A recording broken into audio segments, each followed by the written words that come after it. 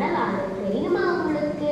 திருஞான சம்பந்த பெருமான் ஆழமா என்னும் அருளை வாழ்த்துங்கமா பாடி அருளியது என்று தெரியும். நாங்கள் தெரிந்து கொள்ள வேண்டியது ஏதேனும் இன்னும் உள்ளதா? உனக்கு தெரிந்தால் எங்களுக்கு சொல்லித் தருவாயா?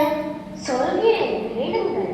ஒரு முறை திருஞான சம்பந்தரும் திருநாவுக்கரசரும் இன்று வேதாரண்யம் என்று அழைக்கப்படும் திருமறைக்காட்டில் தங்கியிருந்தனர்.